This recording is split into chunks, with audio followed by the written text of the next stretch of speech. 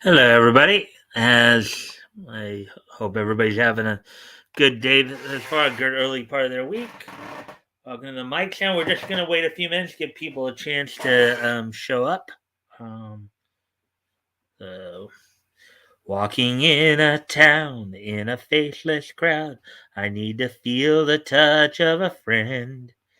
In the countryside, I wander far and wide. The isolation gets me again. I don't know where to go when I feel like crying. Oh my, it's time to open myself, do something new. I want to stop and grow up a bit. Then suddenly my intuition and my wisdom grow. And then I know that most of all, passionately, strangers wherever you go. Thank you for waking me up. Stray, stray, as I walk alone to live and die and me kid. As I know you're up and off again. Way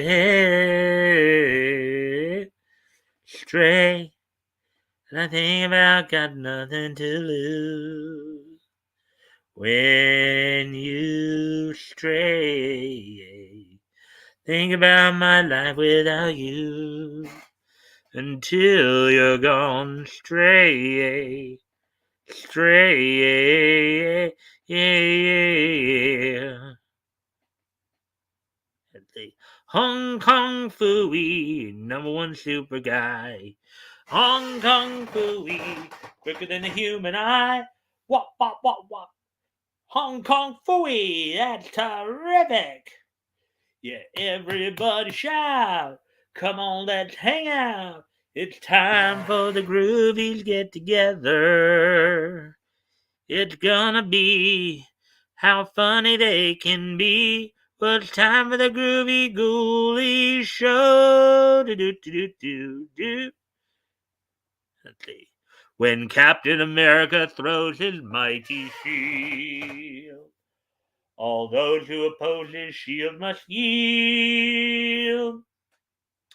In the red and the white and the blue it comes true when Captain America throws his mighty shield. Tony Stark makes you feel he's a cool exec with the hottest wheels as Iron Man.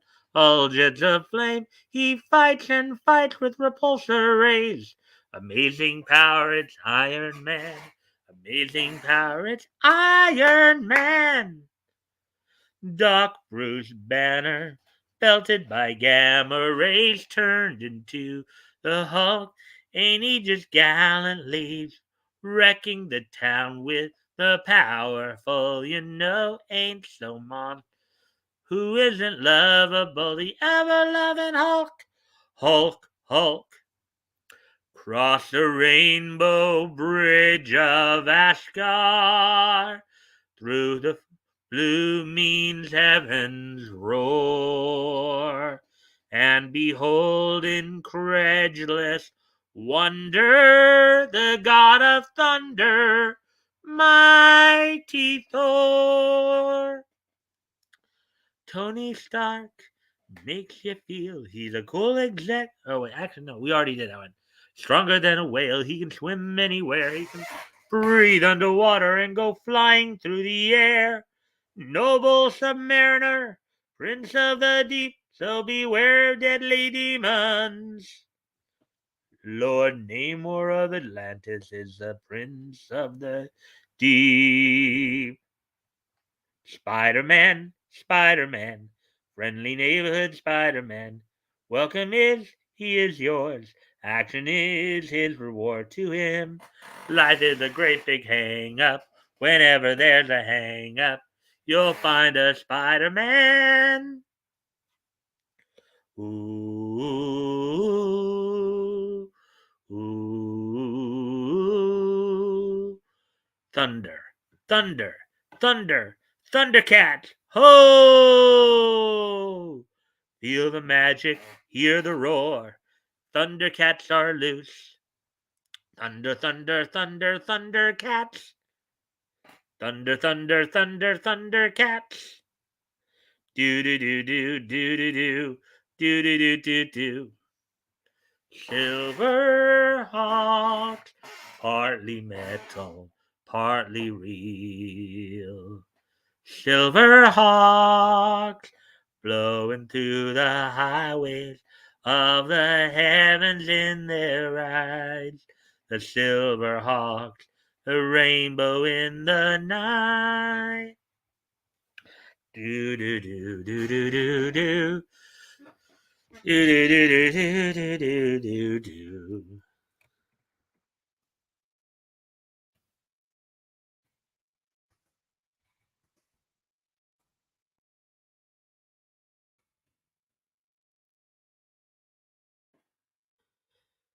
Anyways, let's see what else. Well, there goes Max on his routine mission. Will he lose or win? Da da. Four-ply diaper and that safety pin. Fantastic, Max.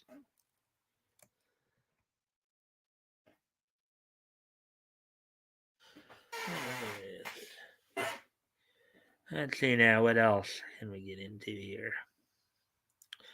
Scooby Dooby Doo, where are you? I got some work for you now. Come on, Scooby Doo, I see you pretending you got a sliver.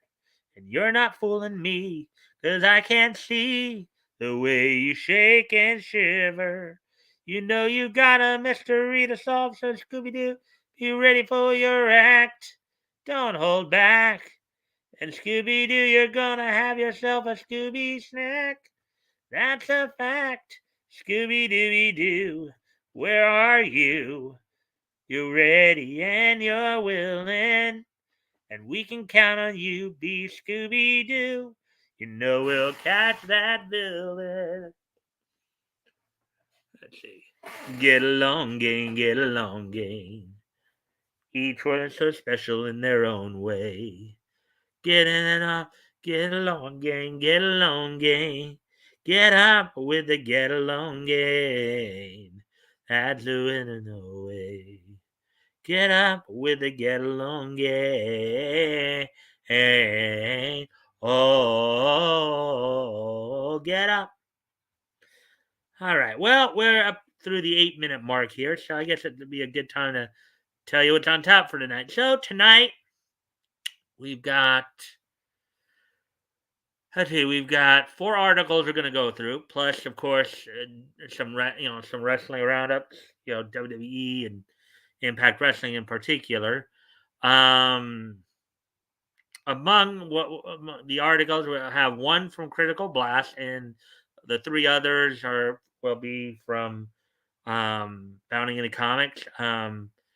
We have 3 comic articles we're going to be reading through tonight. The first one from Critical Blast, a review. RJ did a review from Boom Studios title, as well as getting comic book then the 2 comic book articles we'll read from Running Comics include reactions from the Comic Book Pros reaction to Elon Musk Twitter purchase, as well as Polygon senior gaming editor Matty Myers talking about how Batman's just so conservative that he's accidentally left wing. So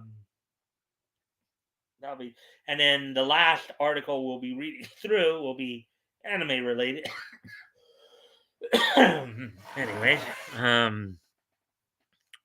as the UN Women's Council is accusing anime of very naughty things. So plus, as I said, have some wrestling roundups. So with that all being said and done, I hope you guys will. And I always remember when you guys come in. Hey, George, bless you. Hey, George. Thanks for dropping in. If you can, of course, help by liking and sharing the stream, and then we can get some more people in here, that'd be appreciated. Um.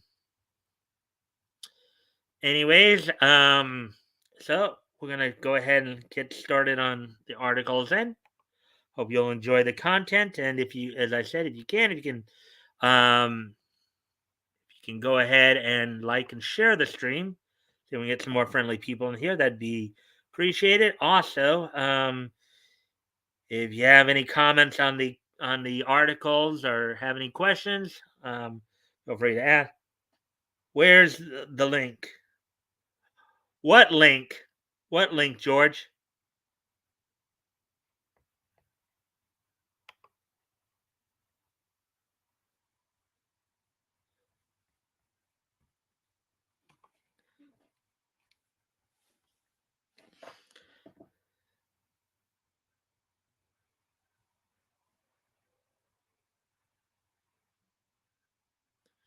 What link are you talking about, George?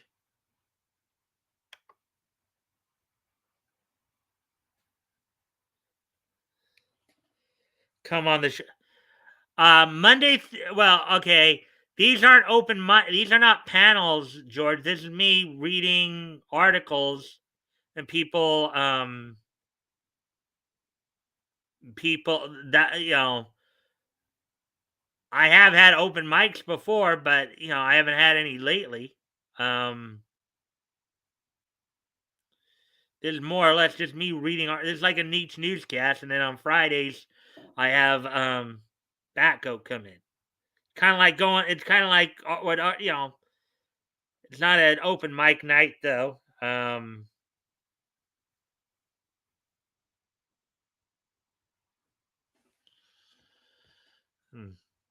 Anyways, this an open mic. Um, no, um, no, I do, um, I have had open mic shows before, but this is not normally an open mic night. This is just like a normal podcast. You know, Monday through Thursdays in each newscast where I read through the articles, and then people chat it up in chat, and if they have questions, I'll answer them if I can, or they have comments on what I'm reading. Um, and then Friday night is the historical comic verse where my senior mod and I go through comics and through comics history. So, anyways, with all that being said, now let's go ahead and get into the article then.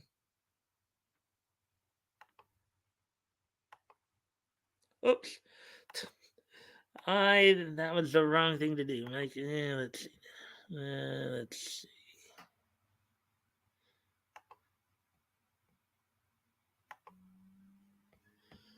Okay, there we go.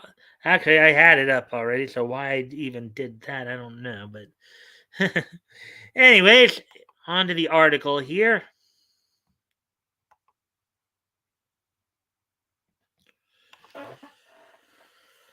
Alrighty then, so here's the first article of the night. Dark Wonderland, Alice Ever After from Boom Studios.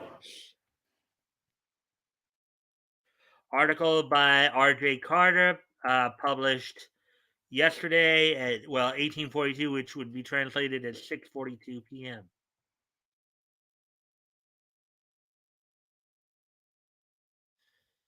Well, I guess that would 6:40. I don't know if that meant his time or wait, six. Which if it was his time, it would have been yeah. All right, all right. So, anyways, in the arena of all things Alice, I consider myself something of not an expert in parentheses, although I have well, I think I have published one researched book in that subgenre, in parentheses, then at least an experienced connoisseur.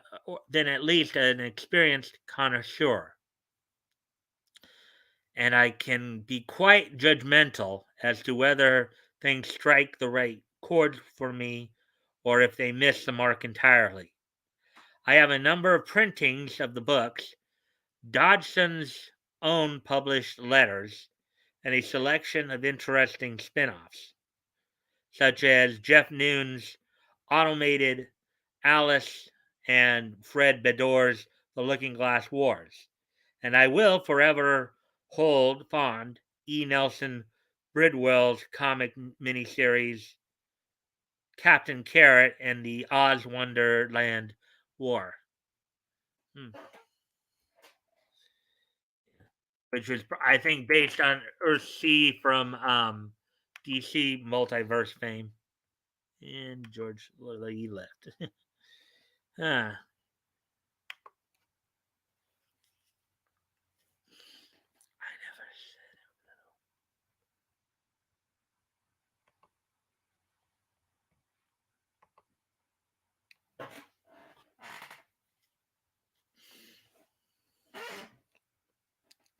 So when I saw pictures from Boom Studios, Alice Ever After, I was intrigued enough so that it sent me to my local comic shops for the first time in a number of months just because of the book.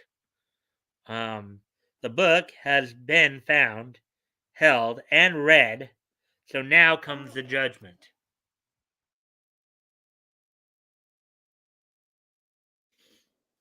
Alice Ever After is a sad tale of a grown Alice Lutridge, uh, Dan Panosian, in parentheses here, Dan Panosian opting to drop the Liddell surname, replace it with Dodgson's middle name. Alice's um, family is still one whose name carries respect. Her father is a well established dentist, in parentheses, again, not a dean of Oxford, unquote. And his other daughters, Lorena and Edith, are well behaved and far less trouble than is Alice. It's Alice's troubles that threatens the family standing, and which is the axis upon which the tale turns far on the tale thus far turns.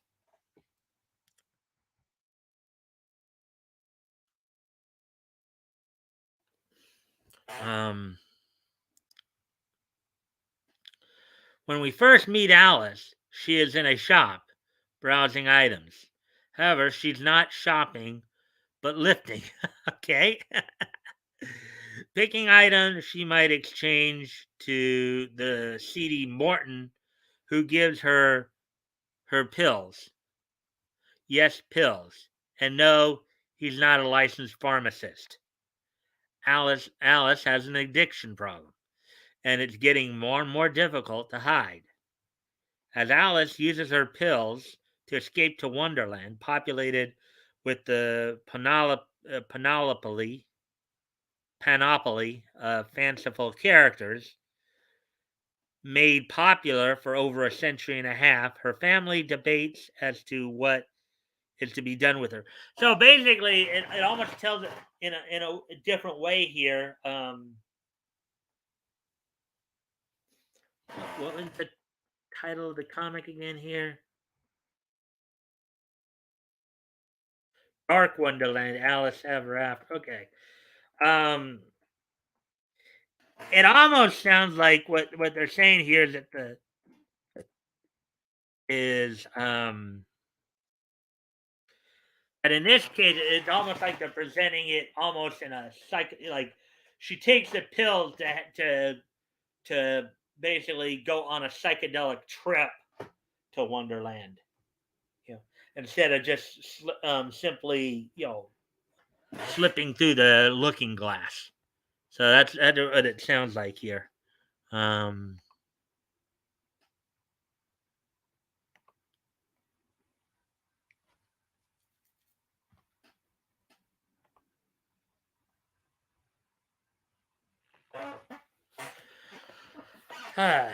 anyways,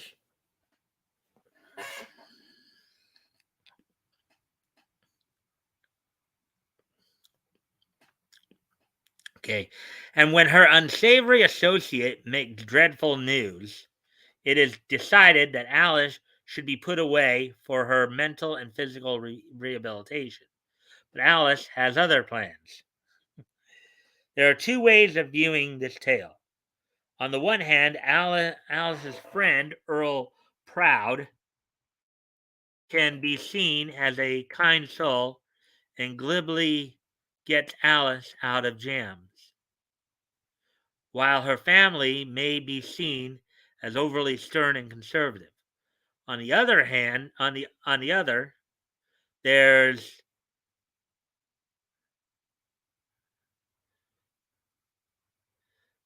there's no denying Alice's addiction, and one one can then view Proud as an enabler, while her family simply putting together a much needed, albeit social standing motivated, intervention. So while there's a chamber inside me where Dodgson's words echo that Alice, uh, quote, seems changed a good deal and not for the better, unquote. Another part of me is fascinated with where the story is heading and what role Wonderland will continue to play in it. It certainly helps that Giorgio Spallata and Fabiana Mascolo have rendered this new Alice adventure exquisitely and with loving detail in every panel. I'm certainly hooked, even if somewhat morbidly so, and will definitely come along for the ride into the next issue. You should too.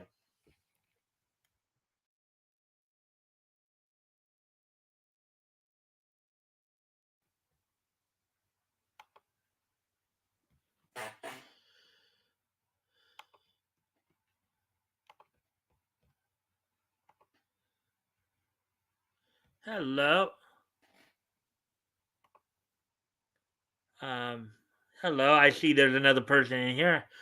I hope you're enjoying the stream thus far, and if you can, if you can like and share it to see if we can get some more friendly people in here, that'd be appreciated. Anyways, we're about to move on to the next story here. We just got done with RJ's article here. Um, very interesting take on very interesting take on Lewis Carroll's Alice in Wonderland here. As I said, from what I noticed based on RJ's description here, it would seem to be more like a psychedelic trip than anything else. So, with the drug culture influences here. So, anyways, let's get ready to move on to the next article then. Um, Rounding into comics articles here.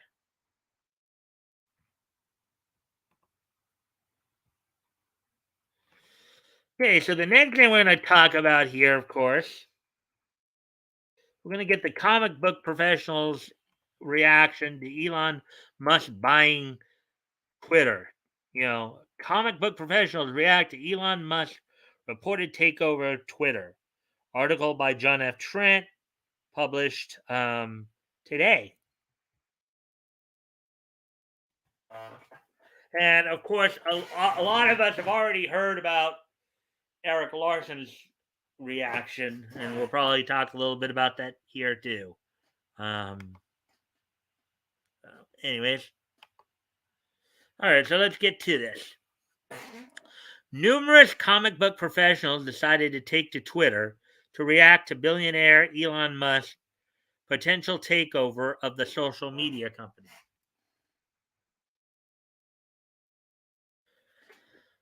These comments came after a report in the Wall Street Journal noted that, quote, Twitter Inc. is in advanced discussions to sell itself to Elon Musk, could finalize a deal Monday, which they have. They actually have already. We got that report a few hours ago. So, The Wall Street Journal also noted, quote, the two sides worked through the night to hash out. I think it's supposed to be hash, not hash out a deal that would be valued at $54.20 a share. Oh. In reaction to this news, Pete Woods, known for his work on Superman in Action Comics, tweeted, quote, I won't delete Twitter if that guy buys it, but I'll spend a lot less time there, just like Facebook and IG, unquote. Woods then unironically added, quote, it's useful tool. I think he meant to say it's a useful tool, but I'm not really into participating in billionaires' ego trips. It's certainly making me rethink my relationship with social media as a whole.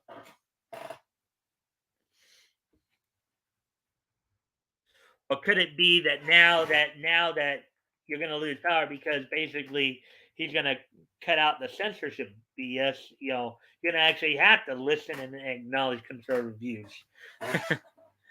Longtime Batman writer Scott Snyder wrote, "quote I can't believe we soon might be nostalgic about current Twitter." Unquote.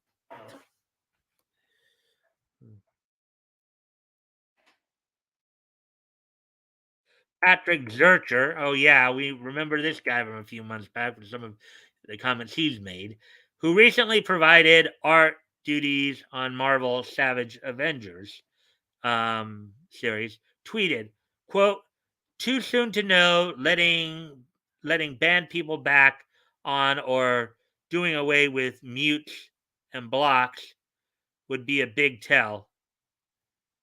Yeah, and of course, the first part of that is one of the things that's been kind of talked about is whether or not Elon's going to,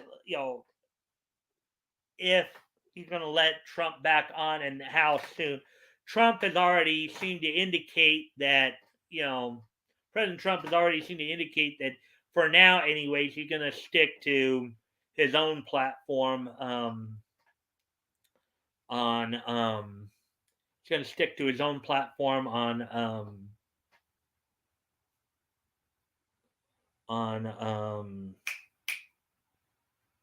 on Truth Social. So, let's see. Zurcher followed that tweet up, adding, quote, can't imagine this place working without mutes and blocks.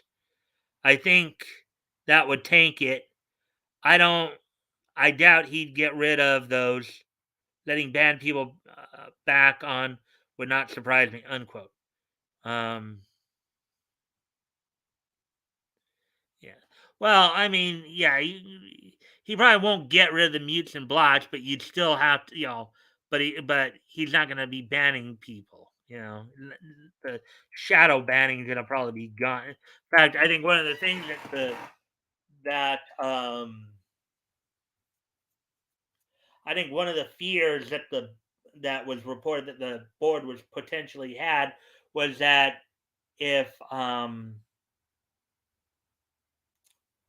if Elon Musk did buy it, he was going to really just blow everything wide open and it just um, totally expose the shadow banning issue. That was one of the big deals that was being talked about, the potential problem. Let's see. I got a couple, so that's nice.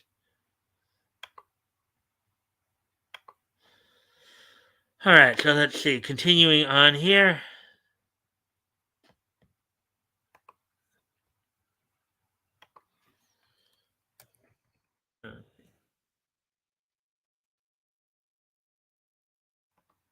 Continuing on here.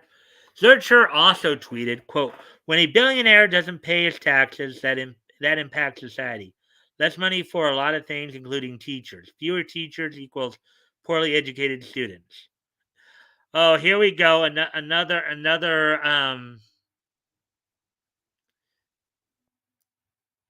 guy who wants to trash America.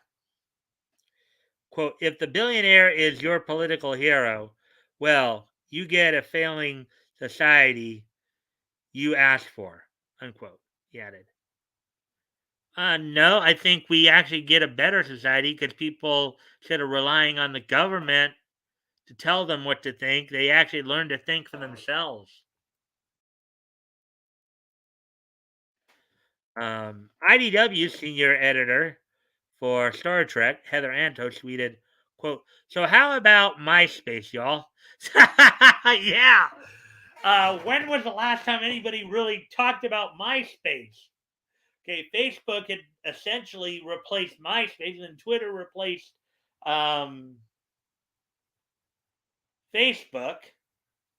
There are, of course, one of the more liberal sites that I know, the Quartering was talking about earlier today on his videos was Mastodon. Some people are saying, well, we'll just go to Mastodon. But the problem is that, as the Quartering pointed out, the problem is most people like conflict. Unfortunately, they're addicted to the drama, and so they'll say, yeah, we're gonna leave Twitter if Elon Musk, if a conservative, if we can't have our platform, then we're just gonna leave it. No, they're not, because they love the conflict. They're addicted to it. They're addicted to the drama. Okay, that's pretty much well known fact there. Let's see. Matthew Sturgis, who now calls himself Lila Sturgis and is the writer of the graphic novel adaptation of Denis Villeneuve's Dune film, tweeted, quote, if we all leave Twitter, I say we go back to what started it all in the late 90s um, online journals, those things ruled, unquote.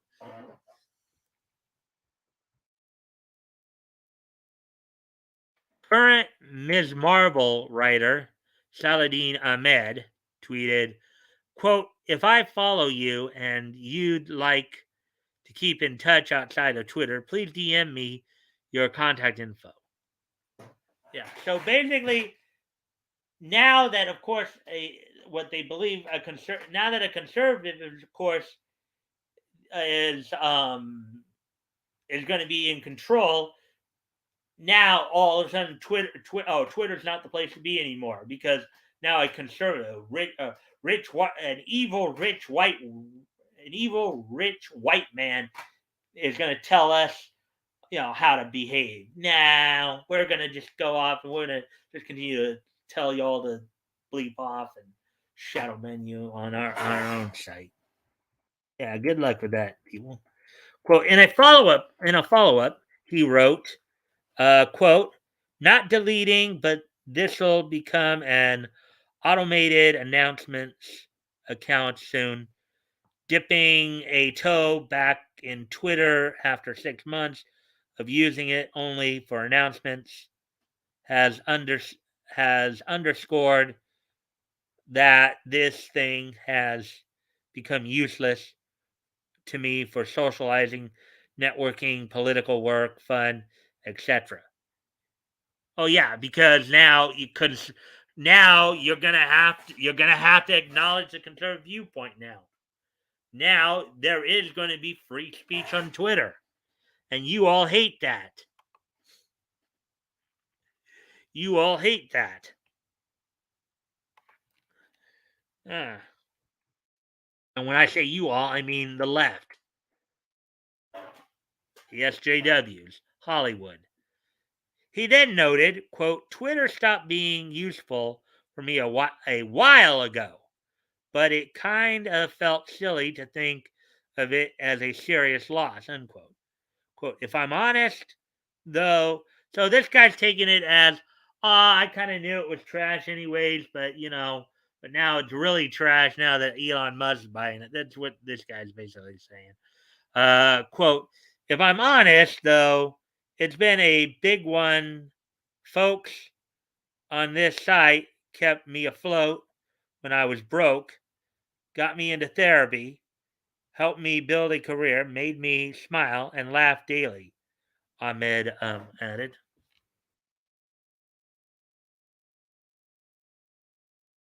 What do you make of these reactions from?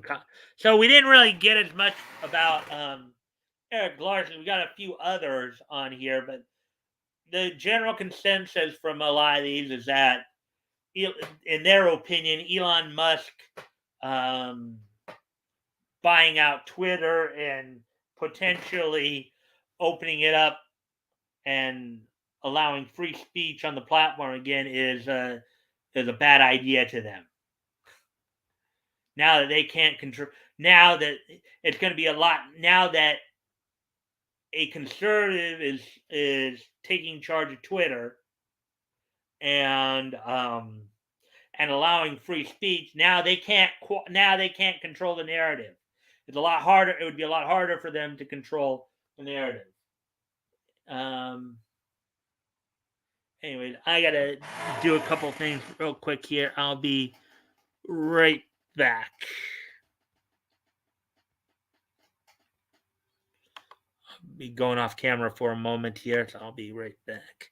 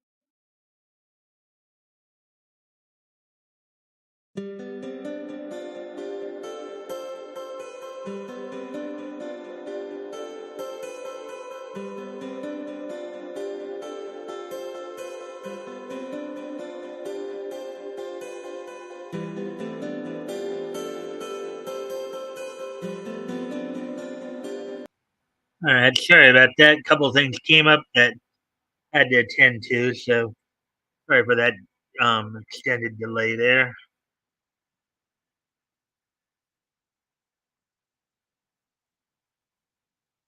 Anyways, uh, well, getting back to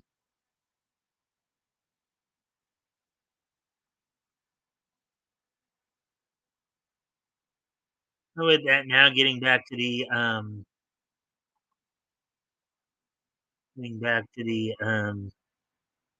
articles now. We will move on to the next one here.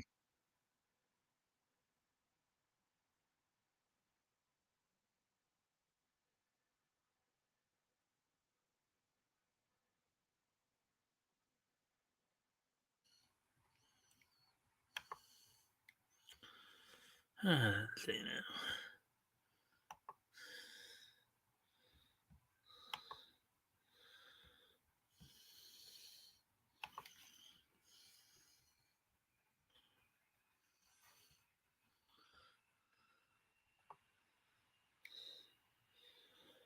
All right. So here we go with the next article here.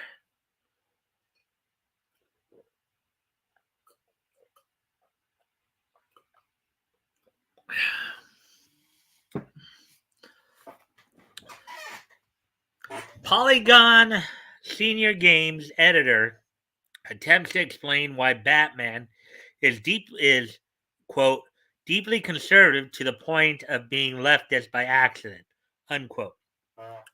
Article by attempts to explain. Article by John F. Trent, published earlier today. Polygon Senior Games editor Matty Myers recently took to Twitter to claim that Batman is deeply conservative to the in quote deeply conservative to the point of being leftist by accident, unquote. All right, let's get in to see what her mentality is. Myers made her opinion clear on the matter in a series of tweets that began, quote, the whole point of Batman to me is that it's deeply conservative to the point of being leftist by accident because all of the villains are marginalized and mentally ill and queer and have great reasons for hating Gotham and being PO'd that rich people won't ever fix it. Um, that's not how. That's not how Batman has always been depicted, though.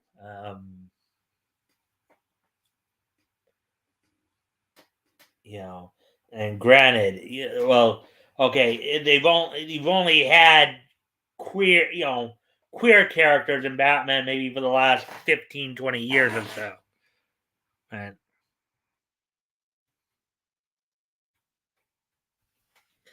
In a follow-up tweet, Myers added, quote, anyway, I thought the Batman was pretty much fine in terms of this. It does Batman stuff, unquote.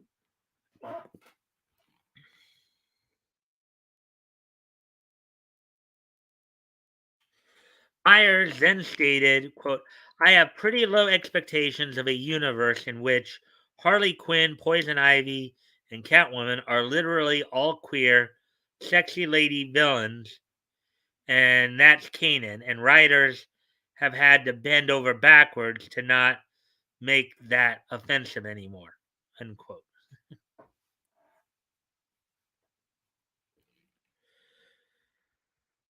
Well, Catwoman was not always queer. I mean, if she's queer now, it's only because of the agenda pushing. But the Polygon editor then wrote, "quote I think it's cool when my mentions fill with people who tell me to read more comics because then I can feel extremely smug that I already do. At the very least, you could all be explaining to me that Gotham City sirens was actually very progressive for its time. It was, sadly.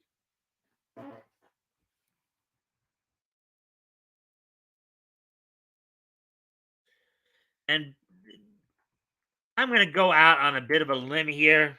Now, granted, this may not be the best picture, but something tells me, based on some of the commentary here and stuff like that, I don't know.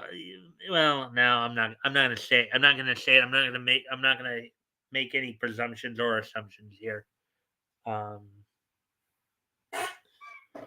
Anyways, she then criticized the male writers who had previously tackled Poison Ivy, Harley Quinn, and Catwoman, albeit without actually stating that was wrong.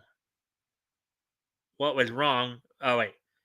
Albeit without actually stating what was wrong with their works other than the fact that they were men. Um, Miss Myers,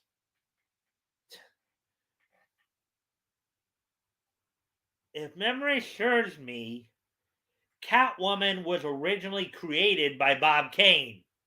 Okay, Catwoman made her debut all the way back in 1940. Okay, in Batman #1. So I don't know how that I don't know if that concept escapes you or not, but she wrote, quote, "I'll read anything with Poison Ivy, Harley Quinn, and Catwoman in it because I love those freaking gals." Um, really? Would you go back and read Batman #1 and read how Catwoman was originally depicted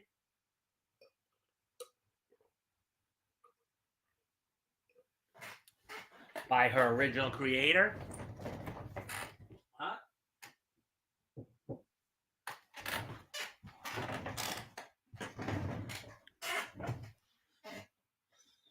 Wonder if she would. Um, and it's within my rights to point out that men wrote them poorly for decades. Thanks for coming by, unquote. I don't think so. The original Catwoman was a femme fatale.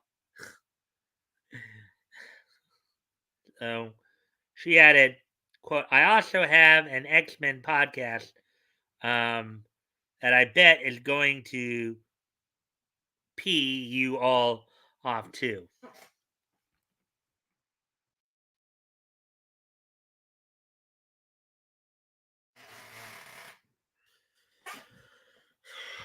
Directing the thread towards the X-Men, Myers tweeted, quote, "Honestly, if you want a more explicit political allegory in your comic books, I am on my knees begging you to read some X-Men," unquote. Quote, "The allegory is oftentimes not good, but at least it's trying to do that. So you can critique on those grounds and have a great time doing it," unquote, she concluded. Yeah, this girl's definitely a hardcore lefty. Tell that in her commentary there.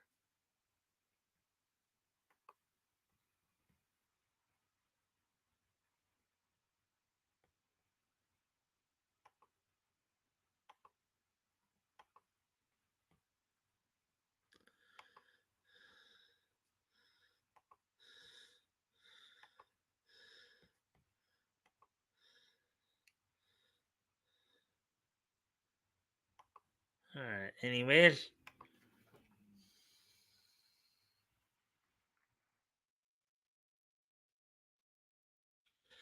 following that, she plugged an interview she conducted when she previously worked at the Mary Sue. Ah, okay.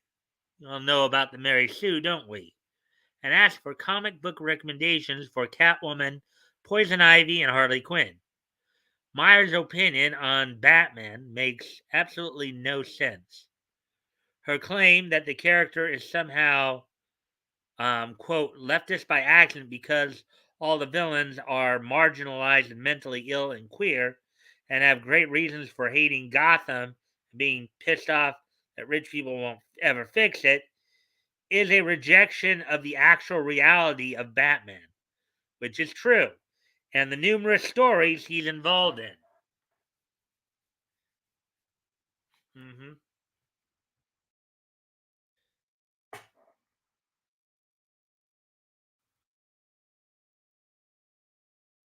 Batman #1, hmm way back in 1940.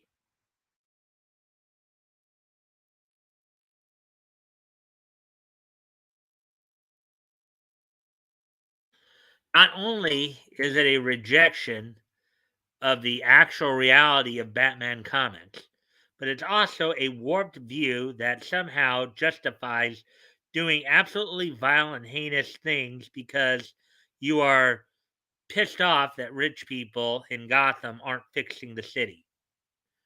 Yeah, she's basically actually that's a good point they're making there. She seems to be saying that, oh, if you're not getting your way, therefore you should go ahead and you know riot and do like what hockey and all that. Something many of many of the rich people in Gotham actually try to do, including Bruce Wayne on numerous occasions. It's also absurd on its face to claim that Batman and his stories are somehow leftist because the villains are marginalized and mentally ill and queer. Quote, if the reason Batman is leftist is because his villains are marginalized and mentally ill and queer, it implies those traits are somehow inherently evil, which they are not. Hmm. If the reason Batman is leftist is because his villains are marginalized and mentally ill and queer, it implies those traits are somehow inherently evil, which they are. That's an interesting take on the logic there.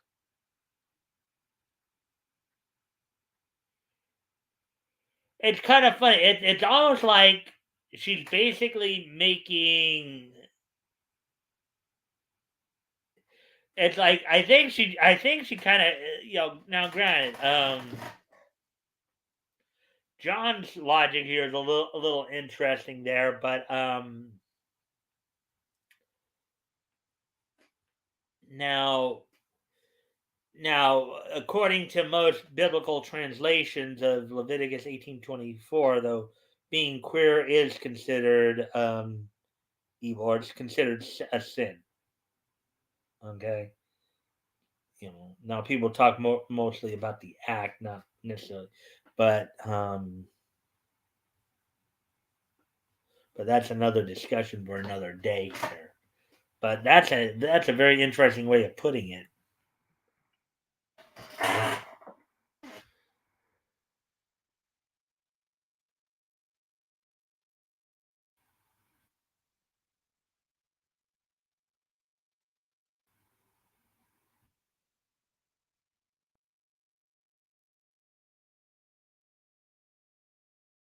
DC comments. Batman, DC Batman. Let's see. Number 220, 229 or 729. Below the art, it would probably be 229. First, let's address the idea that Batman's villains are all marginalized and mentally ill and queer. One of the most popular Batman villains in recent years is Bane. He's not marginalized, mentally ill, or queer. He's an extremely strong and intelligent criminal mastermind who enhances his physical strength through the super steroid known as Venom. He's basically a drug addict.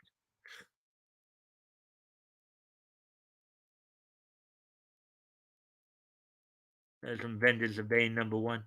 Another prominent Batman villain who is not mentally ill, marginalized, or queer is Mr. Freeze, who was originally conceived as a cunning criminal named Mr. Zero, who used numerous freeze gadgets to rob a jewelry store and even steal jewelry from a visiting prince and princess. The character would be reimagined to commit crimes in order to find a solution to cure solution or cure for his terminally ill wife Nora, um, that he put into cryo freeze following an industrial accident.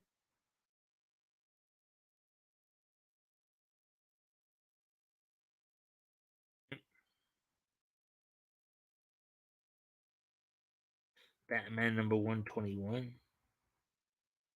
Other villains that don't fit in Myers' box include the Riddler, Carmine Falcone, Ra's al Ghul, Victor Zsasz, Anarchy, Brother Eye, Calculator, Calendar Man, Catman, Clue Master, Copperhead, KG Beast, Kite Man, Owlman, Prometheus, Lady Shiva, Talia al Ghul, Bronze Tiger, Arnold John Flash, and Harvey Bullock, among others. Clearly, there are plenty of Batman villains and many top tier Batman villains who are not mentally ill, marginalized, or queer.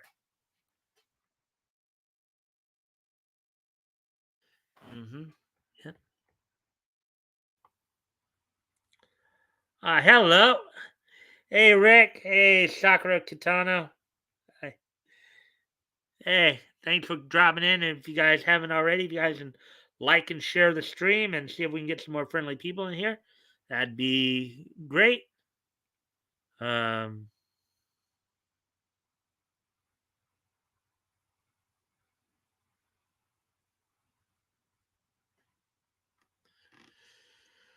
anyways, um,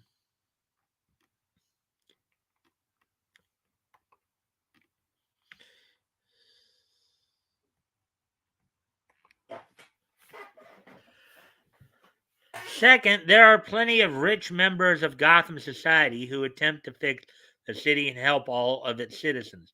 Bruce Wayne is a prime example. Not only does he try and aid the city through his company and his technological advances, but also through his charitable work.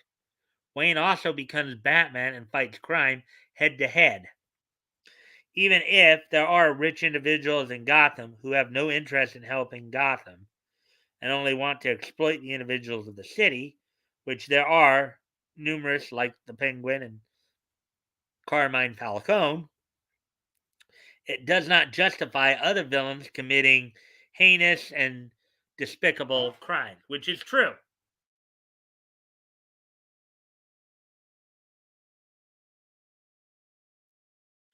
Now, this article that we're reading, of course, for those of you who just popped in here, this is I've already gone through like RJ's article. I've already gone through some of the comic book pros' reaction to Elon Musk buying Twitter. This one is about Polygon senior editor Matty Myers saying that Batman is somehow is so conservative or deeply conservative that he's accidentally that he's a leftist by accident.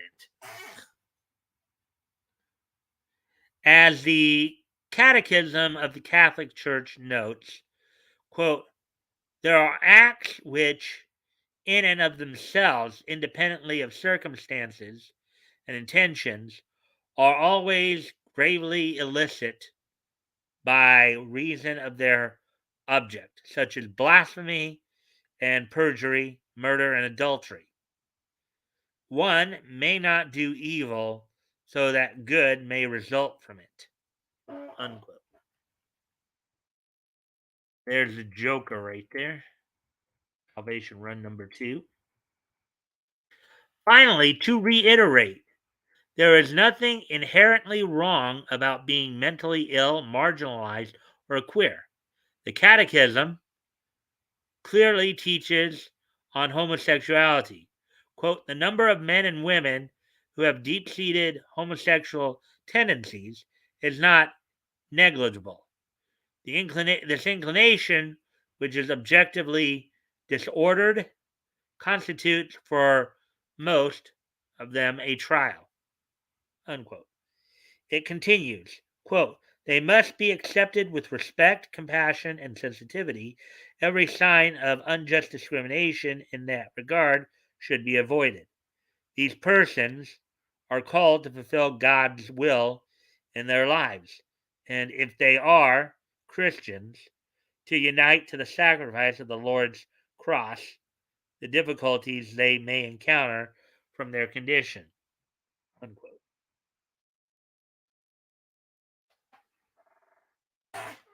Let's see. Hey, Mighty Geek Studios. Um, well. What have we here? Are you serious? Um, serious about what? About this article? I'm just reading the article and giving some commentary on it.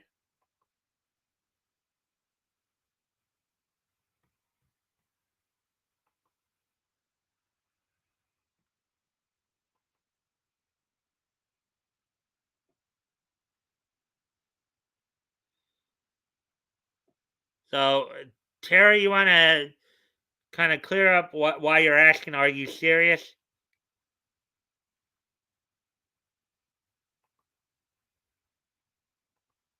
And as I wait for you, as I'll continue reading the article here. As for marginalized individuals, one only needs to look at the church's teaching on social justice, which states social justice can be obtained only in respecting the transcendent dignity of man. Unquote. It further notes, quote, respect for the human person entails respect for the rights that flow from his dignity as a creature. These rights are prior to society and must be recognized by it. They are the basis of the moral legitimacy of every authority, of every authority. Unquote. Let's see if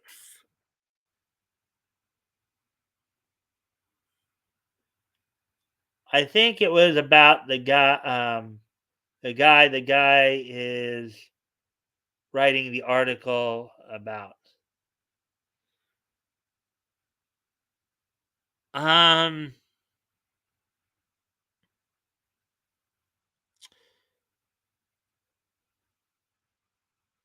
yeah. John Trent is the guy writing the okay. Let me see. I think it was about the guy. The guy is writing the article about. So, Rick, are you saying that that Terry was who? Okay, Rick, who do you think Terry was referring to when he says, "Are you serious?" Are you saying that was the author serious, or was the subject of the article serious?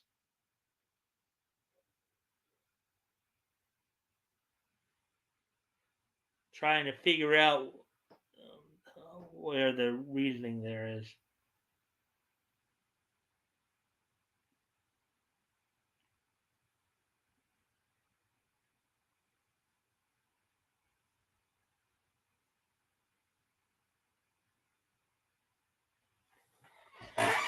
Anyways, is that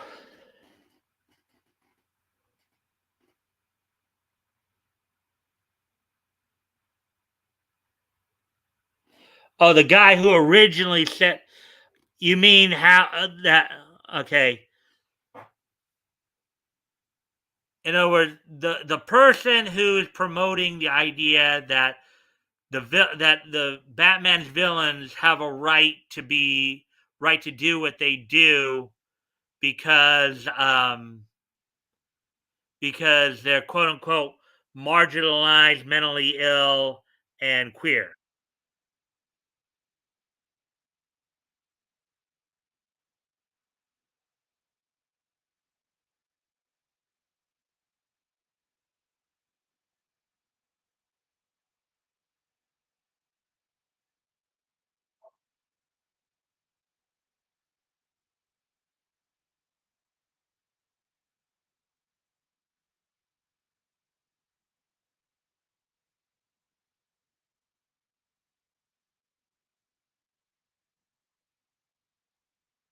So I guess what I'm getting at, Rick, is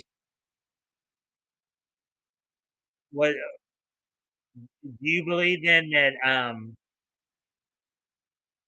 that Terry's criticism was that of the um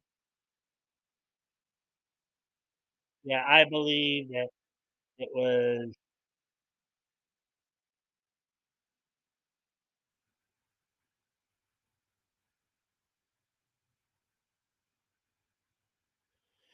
So then, okay. So if I'm trying to understand here, are you saying that because he said it when,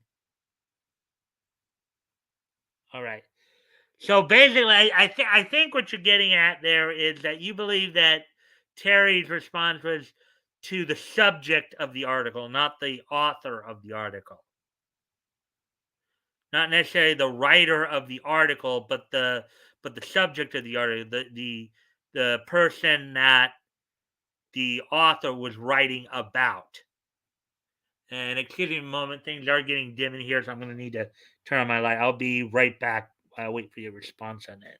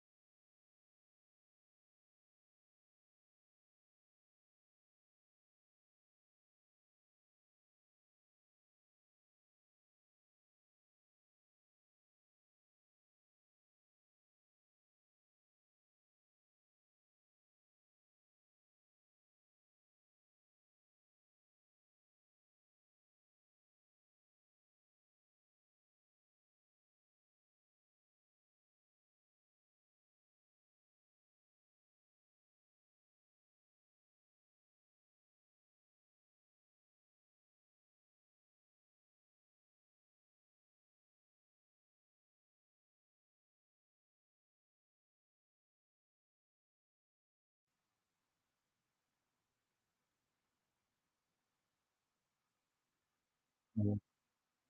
Correct. Okay. Yeah. Well, I've got my own idea. Okay. First up, the subject of the article, just to clarify, is I believe that's a woman. The subject of the article is named Maddie Meyer. I believe she's what they were indicating here, she's a senior editor at Polygon. Okay. I'm gonna in fact let me go back up for a moment here, show you what a picture of her kind of looks like here. You know, you'll be able to see it once I find. Okay,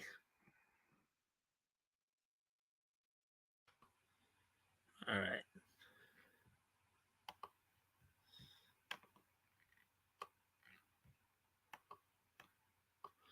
all right. That's Maddie Myers. That's the one who was saying all that right there. And I don't know if you can tell by that picture, but she's kind of got a particular look that would indicate a certain type of lifestyle, as it were. You can maybe even see the rainbow flag here next to her name, if you know what that means.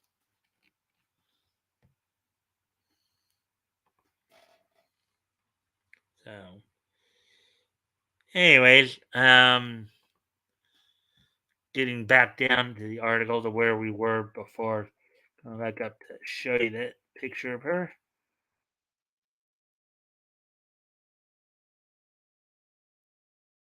Okay, and that's all right. We read that part right there. So, Batman the Chalice. Two wrongs do not make a right. Joker murdering Simon is still murder. Stealing from Penguin is still stealing. As the Catechism of the Catholic Church notes, quote, there are acts which in and of themselves, independently of circumstance. Oh, okay, we read that part, so let's just skip that. Um, oh, okay. Independently of circumstances and intentions are all which gravely illicit by reason of their object, such as blasphemy. Okay, one may not do evil so that good may result from it. Okay, and we did read. Actually, I did read that part because I think yeah, we were down here when um.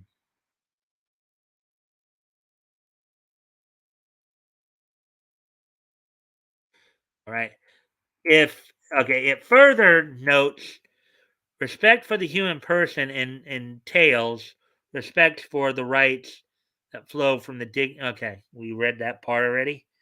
Okay, so we got into such a lengthy discussion there that I kind of got lost where I was. So Saint Pope John Paul II also stated in a papal document, quote, whoever suffers from mental illness always bears God's image and likeness in himself, as does every human being. In addition, he always has the inalienable right not only to be considered as an image of God and therefore as a person, but also to be treated as such.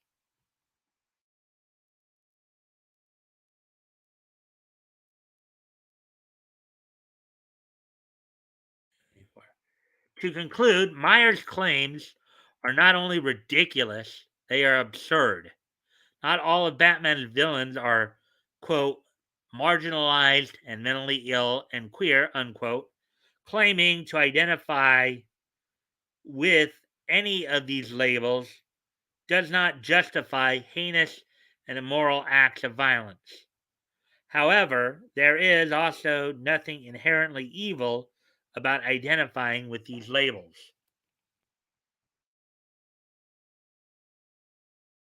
What do you make of Myers' claim about Batman? Do you think Batman is so conservative that he's actually leftist by accident? Yeah, I think many of us in here probably think the penultimate statement of the article here to conclude, Myers' claims are not only ridiculous, they are absurd. Not all of Batman's villains are marginalized and mentally ill and queer, quote unquote. Claiming to identify with any of these labels does not justify heinous and immoral acts of violence. However, there is also nothing inherently evil about identifying with these labels. And again, I think we all generally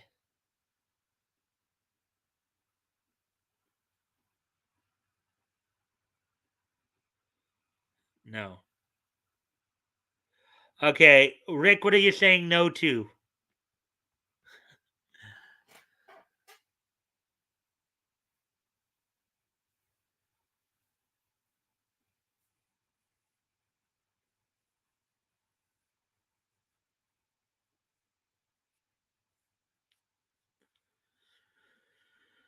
Huh.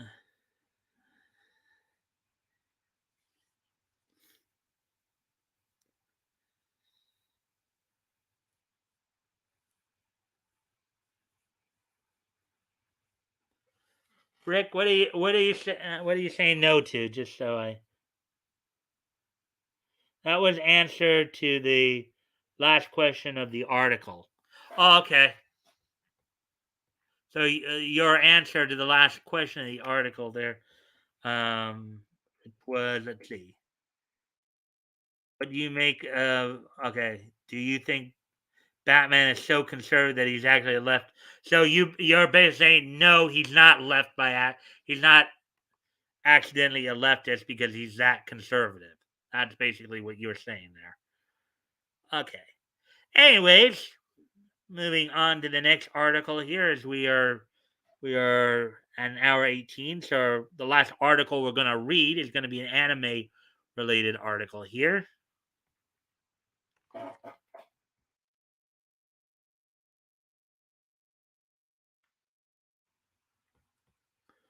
right. So right. Okay. I figured it out. Yeah. Good discussion we're having though tonight, huh? That one really sparked up some interest.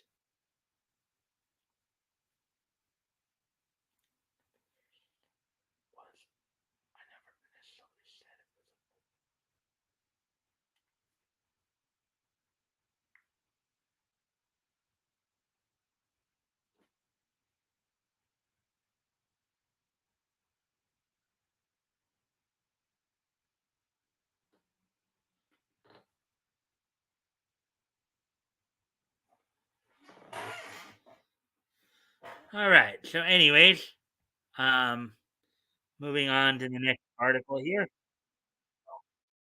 Last article we're going to read tonight.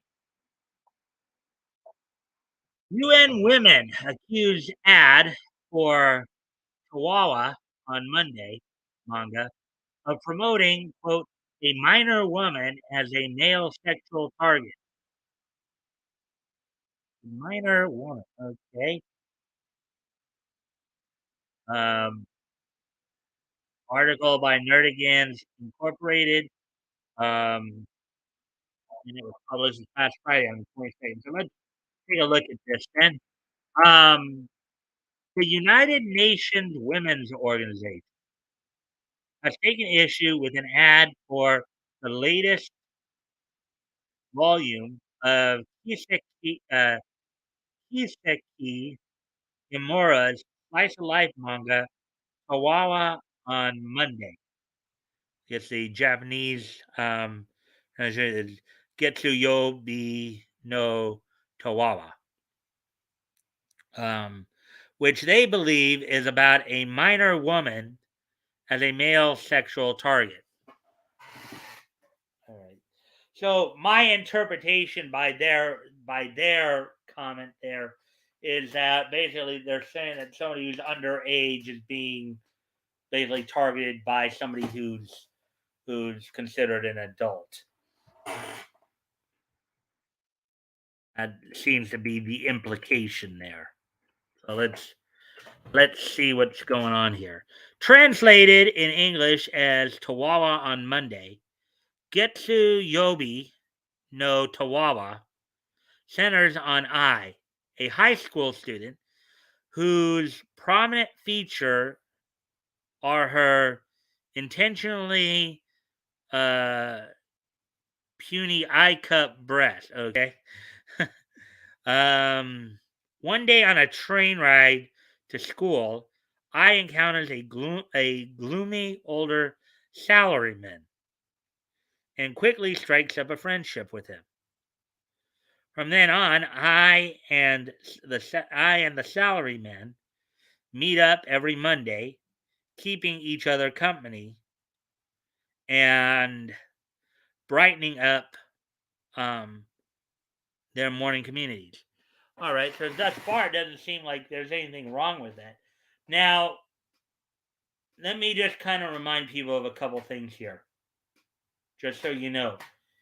Um, One, high school generally in Japan, what they're talking about usually in terms, as we think of it, high school, they would call senior high school, which essentially means 10th, 11th, and 12th grade, which means this girl is theoretically somewhere in the 16 to 18 range.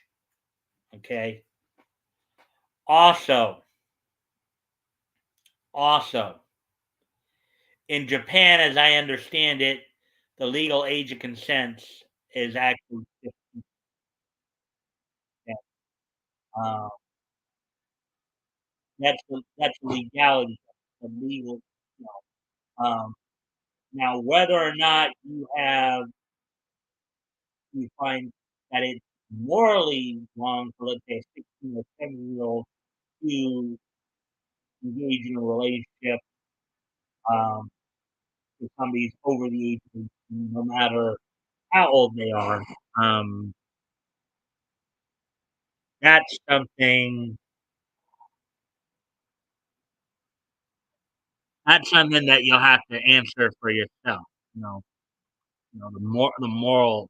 Um, but but in Japan, I believe that the age of consent is 15, and high school over there if we're talking, they're talking about senior high school, which is 16 to 18.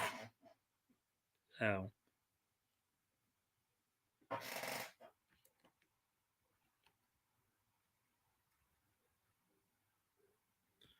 anyways, um, and I'm just addressing that, even though we haven't actually seen anything yet in the manga itself that's indicated that there is anything romantic as of going on yet.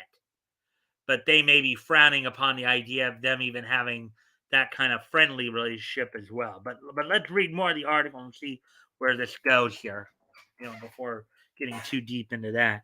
On April 4th, major Japanese newspaper, the Nikkei, um, ran a full-page advertisement for the series' upcoming fourth volume, featuring a simple illustration of I, alongside a message as translated by Otaku USA, reading, "I hope this will be a wonderful week." All right.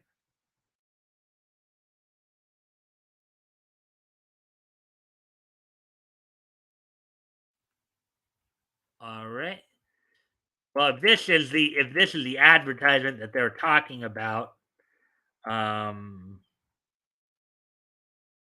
again, that pose doesn't seem all that bad to begin with, or that suggestive to begin with. Okay. I mean, you can maybe make the argument that maybe because of how it's done, maybe they're trying to highlight the rear end, as it were. But I don't really, I'd even call that a bit of a stretch if that's what they're trying to go at there. Okay.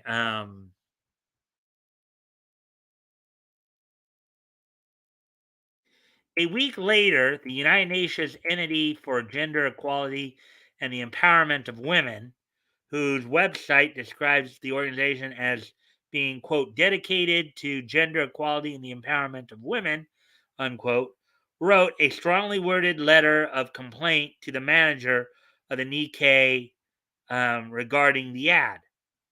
In their letter, the group, whose executive board currently hosts such anti gender equality member countries as um,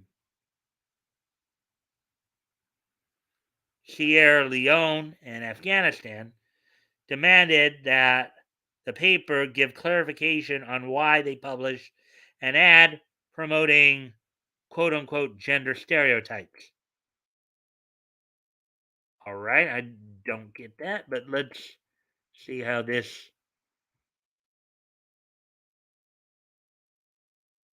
Responding to the initial outrage on April 8th, the magazine in which Getsu Yobi no Tawawa is serialized, Kodansha's weekly young magazine explained to comic Natalie that the advertisement was run because, quote, April 4th is the first Monday of the year for new employees.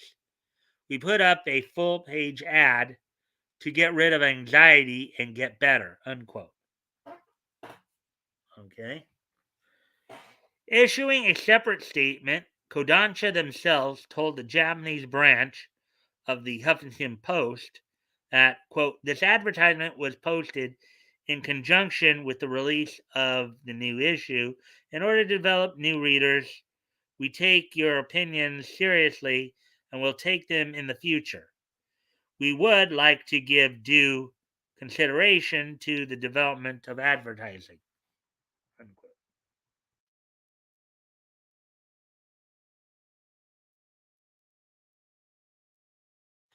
Speaking to the Japanese branch of the Huffington Post, machine translated by Google Translate, UN Women Japan director Ishikawa Kai explained that the organization's issue with the ad was how it, quote, only reflects the view that men want high school girls to do this. And high school girls are given only the personality of, quote unquote, supporting men with sexual attraction.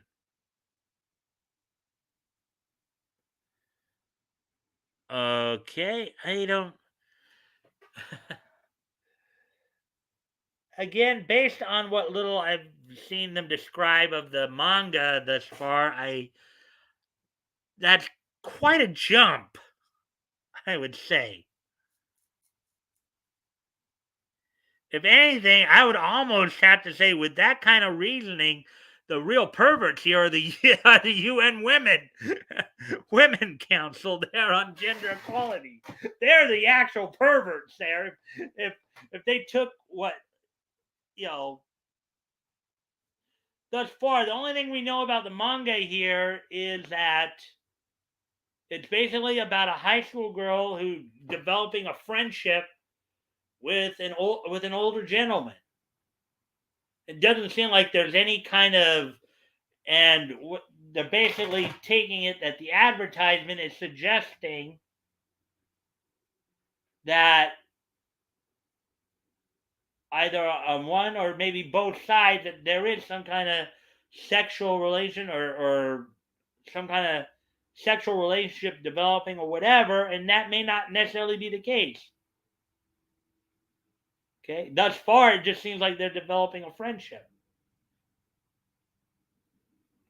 Now, why it could eventually develop into a relationship doesn't necessarily mean that relationship will, it may, the development of that relationship may take so long that by the time they do become, if that is where the story's going, by the time that happened, she could already be an adult woman. Okay? You know, but again, based on what I've seen in the article, that's not thus far. All they're talking about here is that they're developing a friendship, and maybe the idea of a high school girl and an older gentleman. You know, we're not even sure about how old, whether he's like 25. They're saying he's an older salaryman. I don't know if that means that he's in his 20s, his 30s, maybe even older than that. We don't, again, don't know because I haven't read that manga, you know. But, um, but at least from what I'm seeing thus far, I think that the UN Women's Council on Gender Equality and the Empowerment of Women is stretching here a little bit. Anyways, let's continue the article here. The 3P principles that we have emphasized are not being followed, unquote, she added. Obviously, advertising a cartoon about a minor woman as a male sexual. Now, again, as I said earlier, I believe the age of consent in Japan is actually 15, maybe 16. They're saying this is a high school girl, which in Japan they have junior high school and senior high school. And if we go by the general concept, what they meaning when they're saying high school, they're talking about senior high school, which would be 16 to 18. All right. So is it really more? So you got the legal question there. So it's not necessarily anything illegal's happening.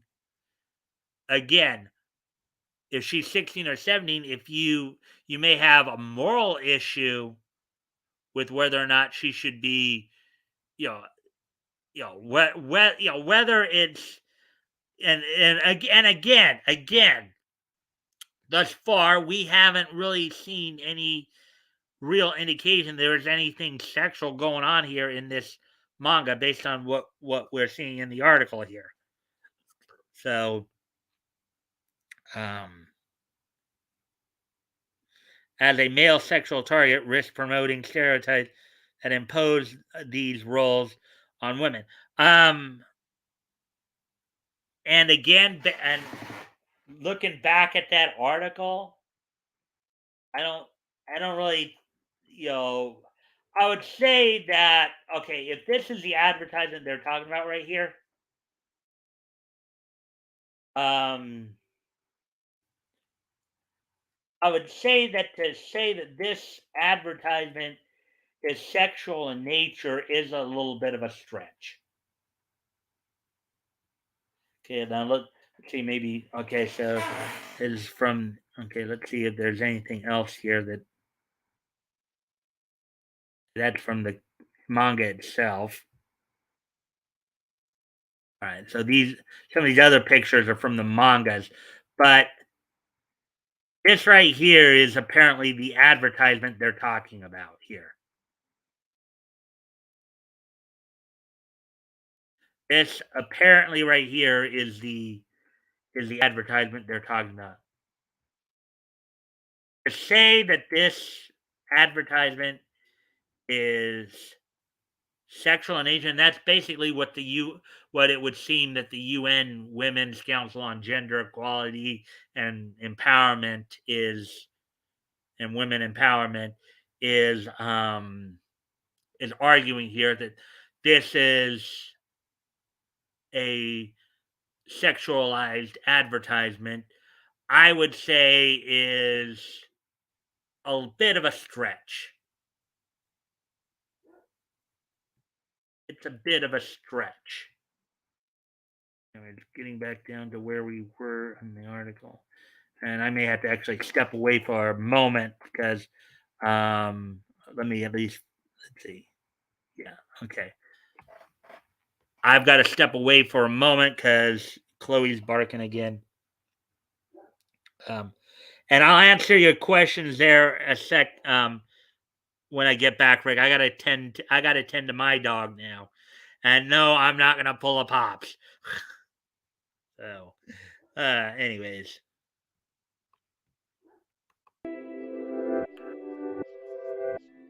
Anyways, I'll be back.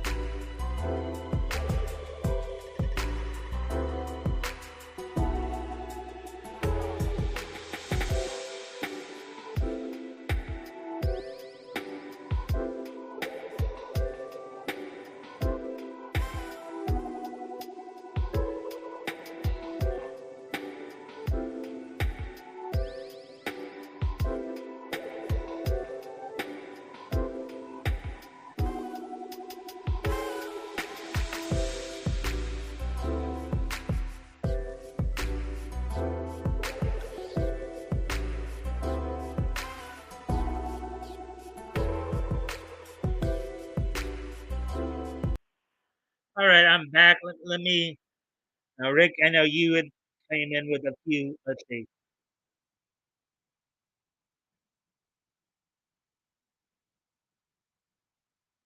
All right, they forgot Japanese culture is different on the subject than West. Well, this is a UN. So means that you do have even the Japanese representations. uh, I think the age of consent in Japan might be 14. If I remember right. Yeah, I thought it was 15, but anyway, how does a comic impose stereotype on anyone? Good question, Rick. I don't have an answer for that one. It only does in their heads. Isn't that just the cover of the? Well, the picture that I guess the picture in question that we just looked at was, I guess, an advertisement that was done in a local newspaper. That's what I'm guessing what they're talking about. The picture in question that I did go back up and show a couple of times was, I think that was an advertisement in a local Japanese newspaper or in a newspaper syndicate. So that's what the issue was there.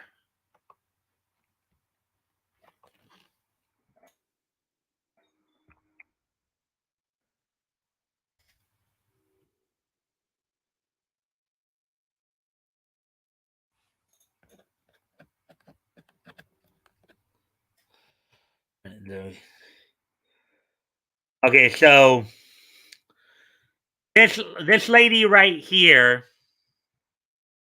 this lady right here, see a picture of her right there. Her name is Kai Ishikawa.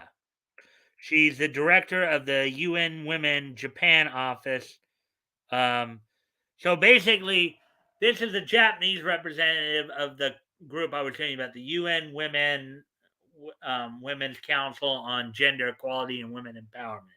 This is their Japanese representative right there. So let's continue on with the article here. First off, that's this is a lady who's, I guess, responding.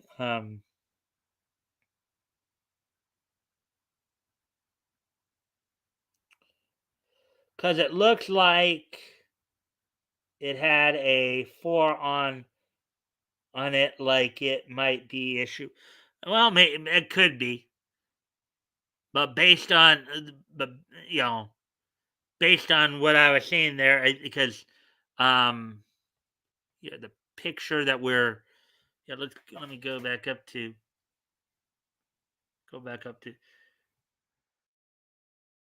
this. This is the picture right here that they're talking about. I think this right here is and the source is the Nikkei Bio Taku USA. There's a four now. I see what you're talking about with the number 4 right there, right over here. But the Nikkei, as I understand it, is a newspaper or some kind of advert. Well, actually, no. This actually might be okay. This might actually be the cover then, but it's an advertisement. An advertisement. It's anyways. Getting back to the article here. Um, we're at the hour 42 mark, so we've had some good discussions tonight here.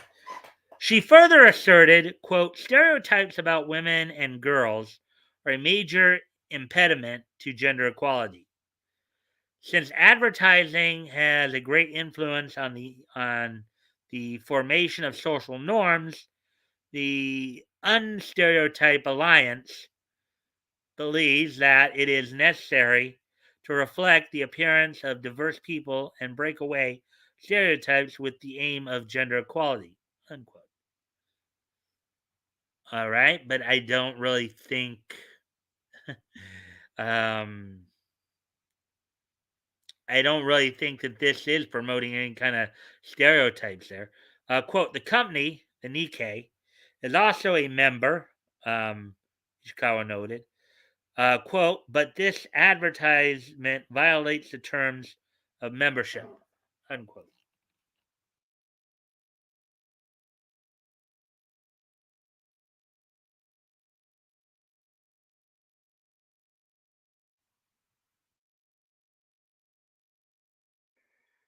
Continuing, Ishikawa claimed that, quote, UN Women is not questioning the attitude of publishers and authors of the manga that appeal to them in advertising, unquote, but are rather, quote, blaming the Nikkei newspaper. Okay, so Nikkei is a newspaper then, for making the decision to place this ad. So basically, what they're saying is Nikkei shouldn't have even allowed the ad to go through. They're basically telling Nikkei, well, we at the UN Women's Council on Gender Equality um, and Women Empowerment are telling you that we believe you should censor your newspaper, and not promote this. Yeah, that goes over real well when you try to do that. Quote, I want them to think about the social responsibility of the media once again, unquote, she added. Quote, without external explanations from the company, I am not convinced that we will continue to work with the company to promote gender equality through the power of advertising. Which is your right.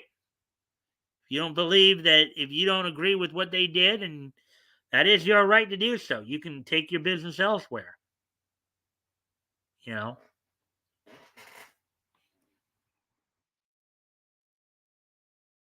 but ultimately, that if they end up making more money from doing that than from listening to you all, then what does that really say? Um, the in small quotes, three P's mentioned by Ishikawa refer to a set of criteria an advertisement must meet to win the Nikkei Women Empowerment Advertising Award, unquote. An accolade awarded to advertisements are viewed as contributing to gender equality, whose founding member is the Nikkei. To be eligible for this award, an advertisement must satisfactorily answer the questions of presence. Does the advertisement include diverse people? Perspective. Does the advertisement take into account the perspectives of both men and women equally? And three, personality. Is the character of the advertisement depicted as having a personality of it or independence?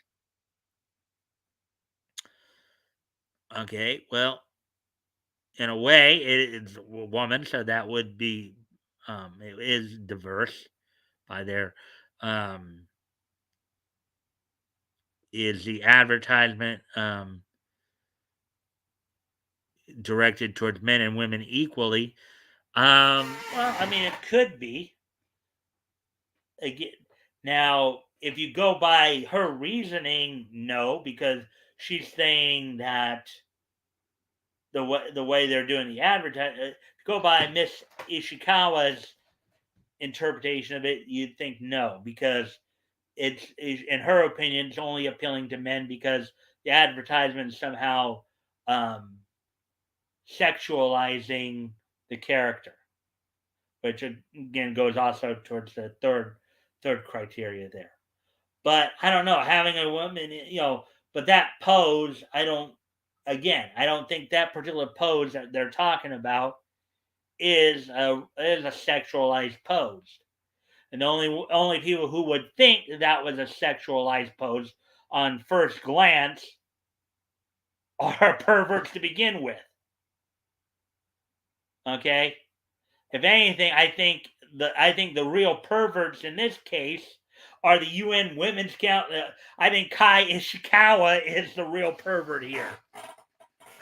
Okay, she's the real pervert. She's the real deviant here. Sorry for taking.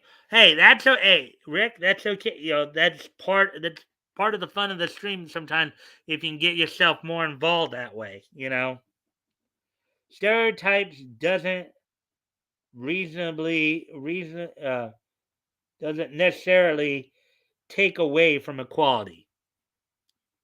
You got a point there. Rick. Yeah, you're probably right there. Diverse people, according to what guideline? Again, another interesting point. What's your criteria for diverse people? I would gather that meaning, um, and then as to personality, is the character of the advertisement depicted as having a personality or independent? Well, if this is an advertisement based, for a manga, then I would say, yeah, she probably does have a personality or is independent. I mean, look, the advertisement has her in the advertisement, only her, not the guy. And I'll say it for the umpteenth time. That particular picture, there's nothing sexual about it. Only people who would get anything sexual from that particular advertisement are people who have dirty minds to begin with. And I would say Kai Ishikawa is one of them. So, anyways, moving on. More of the article here. This award is itself part of a larger partnership between numerous businesses, such as Coca-Cola, Aflac, and Yamaha, and the Japanese arm of the UN Women's Unstereotype Alliance effort. Yeah, if anything, I think the advertising does fulfill the three P's. If anything, according to the UN Women Japan's website, machine translated via Google Translate, the purpose of this effort is promote gender equality through media and advertising, eliminate harmful stereotypes. Again, I don't think that this advertisement is doing a harmful stereotype, though. It's not really promoting a harmful stereotype. Answering the question of what is unstereotype, the Unstereotype Alliance explains on their official website. Stereotypes such as women and men should be like this keep innovation and free thinking away by binding or shaping companies and people. Consumers will also move away from brands and products that draw stereotypes. Right? Stereotypes are also a major barrier to achieving gender equality, quote unquote. They add, quote, please participate in unstereotype activities with companies all over the world aiming to remove stereotypes from society. What, like the idea that women are naturally very nurturing?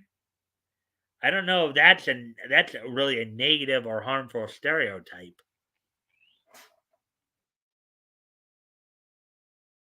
As for comment on the backlash, the Nikkei's PR office told the Huffington Post via Anime News Network that confirmed the company is aware of the current controversy revolving around but noted around the ad, but noted that they do not comment on individual ad placement decisions. Yeah, they're a lot smarter than Disney. They're a lot smarter than Disney.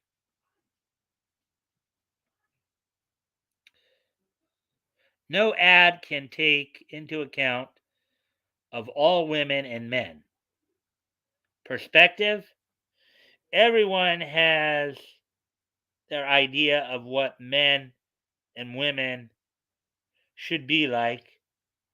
So you will never get rid of stereotypes. Very true. Everybody's got their own individual opinion on things. You make a good point there, Rick. Um, uh, Continuing on with the article here. Let's see. All right.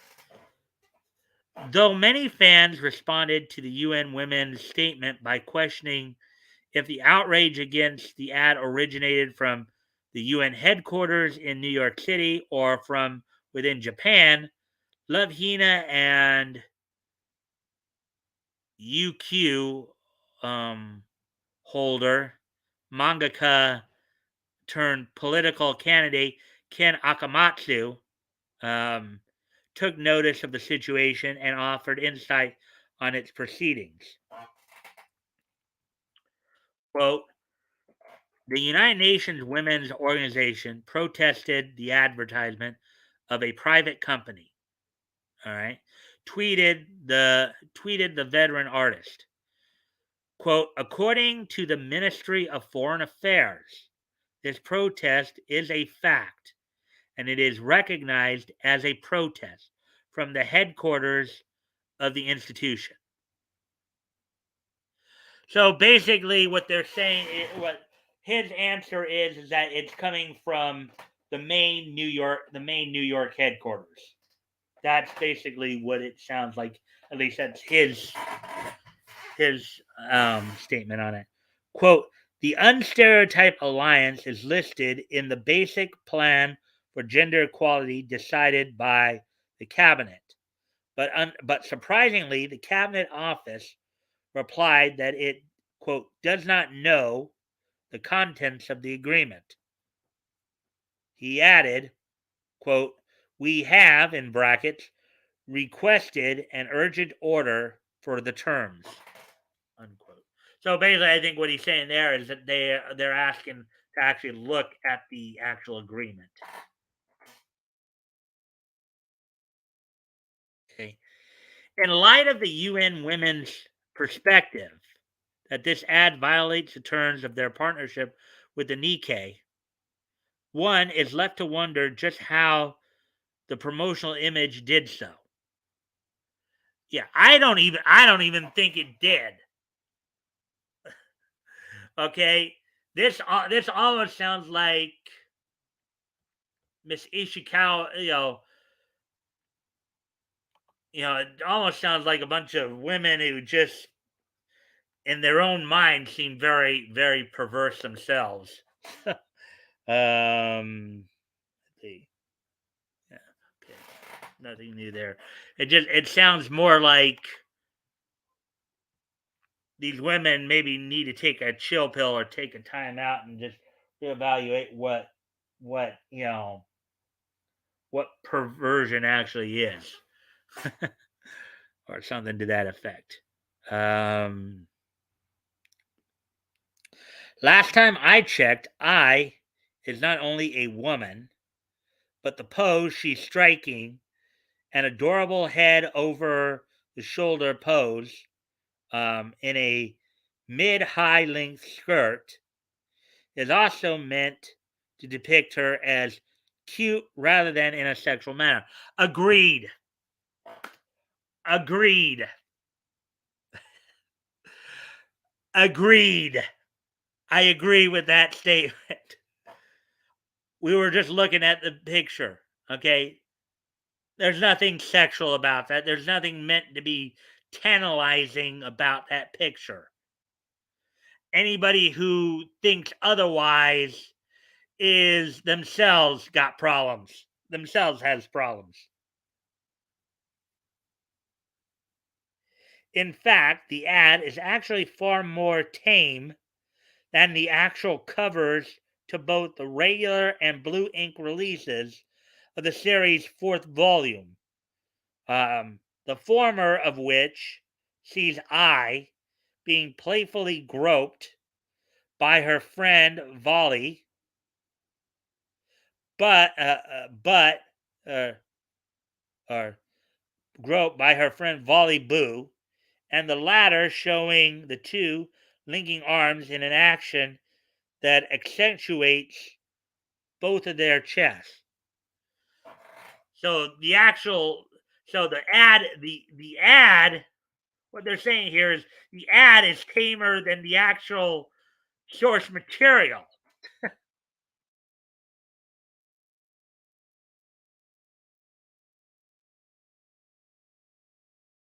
Maybe these are what they're actually talking about there.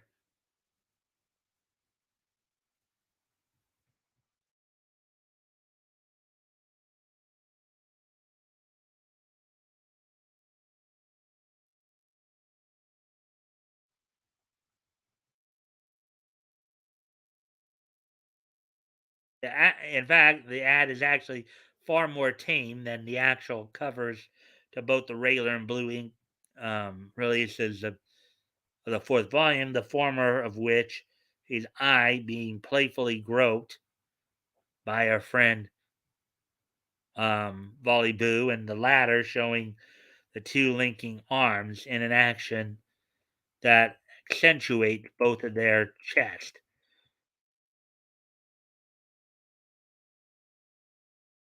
So these right here, the actual covers to the manga right here.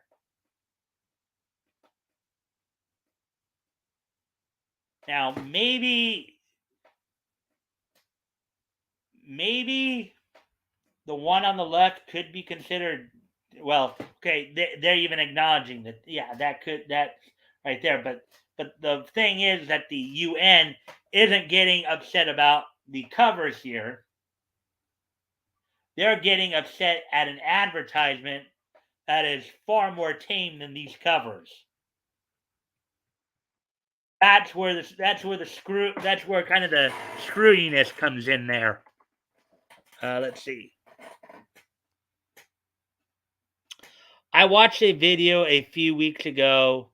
This woman could get sued by the company for possible ruining their rep. Well, yeah, I mean, possible defamation, a possible defamation case could be if her comments hurt the business that significantly. At least from what I'm seeing thus far, I don't think that that that as of right now, her comments have really hurt them that much, if at all. So, if the ad showed I sitting on her knees with her breasts hanging out, then Ishikawa might have had an argument. However, as it stands, it appears Ishikawa has taken issue with Himura's illustration simply because I is curvaceous. And if that's the case, that really would kind of, it all with that statement right there, you almost do get the impression that maybe Miss Ishikawa may be projecting a little bit there. Miss Kai Ishikawa is projecting. Oh, let's see. Let's continue on here. Ishikawa is saying that women who have large chests lack independence or personality beyond their physical appearance. Does she want to see I in a Burke? Wow! Quite a damage. I know Hirohei has talked about this before too. The UN at times can be real screwy when it comes to this stuff. There have been a number of articles and situations come up because of stuff like this. UN women claim to stand for gender equality and female empowerment, but all their outrage seems to be based solely on their desire to shame both genders based on their own imagined stereotypes. Hmm, an interesting thing to say there.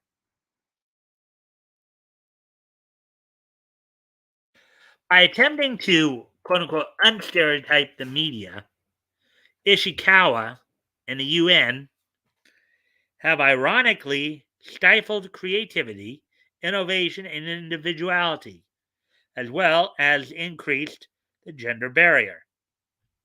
Instead of wasting time with this distraction, UN women should go back to New York and focus all their energy towards the problems among their own committee member states. Yeah, like maybe Afghanistan, where women are forced to wear burqas, can't drive, and can't be educated. Instead of this,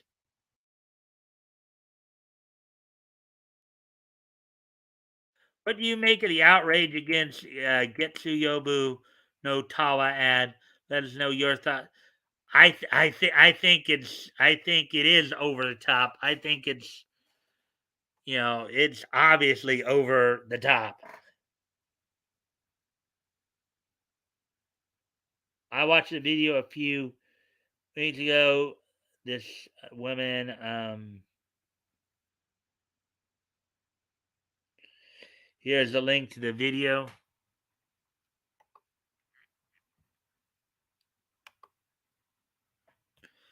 Maybe I'll have to look at it. But basically, yeah. But anyway, so um, anyway, so that's all for the articles tonight. We're already past 2 hour mark, but we still got a couple of things to do real quick. Um,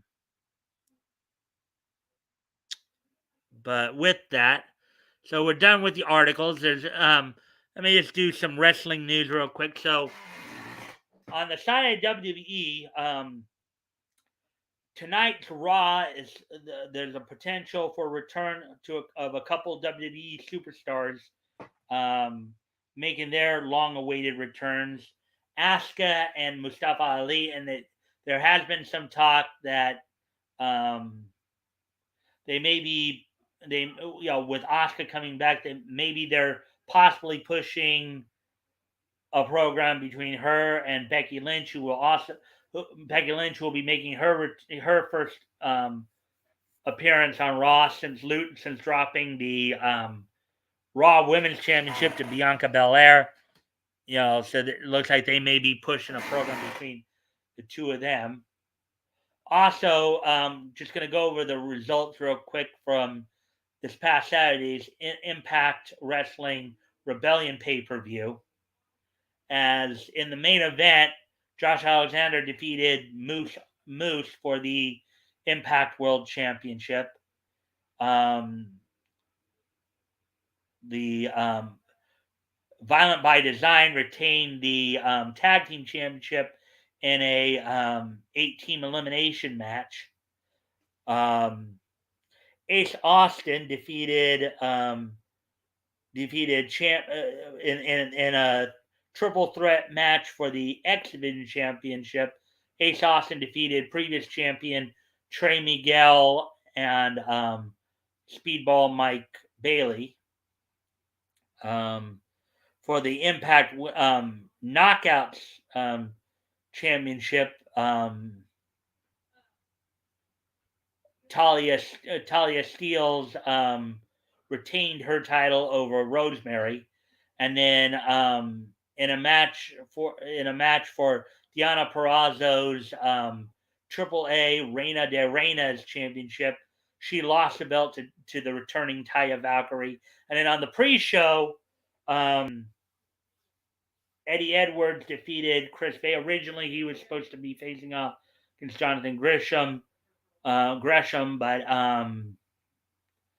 Jonathan Gresham was not cleared to wrestle medically, and the Influence would retain the Impact Knockouts Tag Team Championship over the previous champions, as the Inspiration had finally got their contractual rematch and would unfortunately not be able to reclaim the title from the Influence.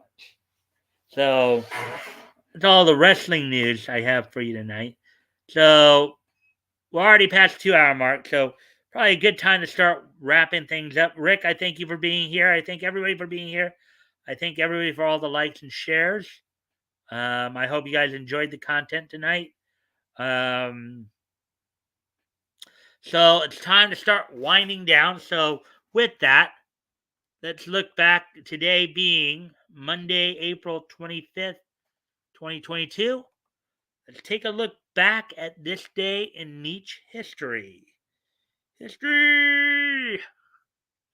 So the first piece of Nietzsche history we're going to look at tonight, it is well, in a way you could say it's kind of a sad one.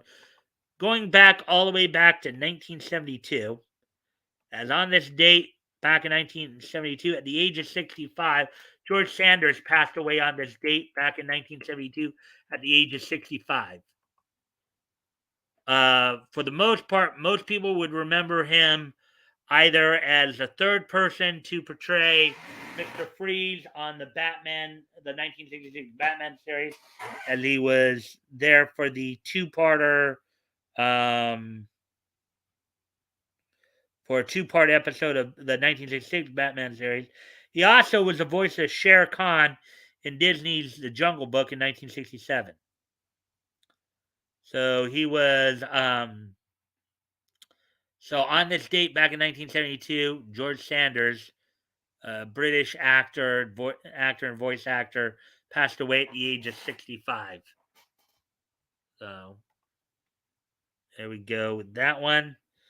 Moving on to the next piece in each history.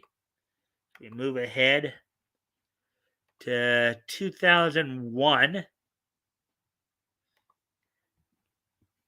As on this date in 2001, which was 21 years ago today, the 20th issue of Batman Beyond from DC Comics went on sale on this date back 21 years ago today in 2001.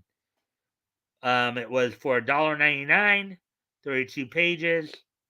The story was new Jokers and old friends. Written by Jason Hernandez Rosenblatt, penciled by Craig Rousseau, inked by Rob Lee, lettered by John Costanza, and colored by Shannon Blanchard. So on this date, 21 years ago today, 20th issue of Batman Beyond went on sale. Died just a year before I was born. Oh, so you were born in 1973, Rick? Huh. Oh, that would make you, 40, 47, 48, around there. I was born in 75 myself, so.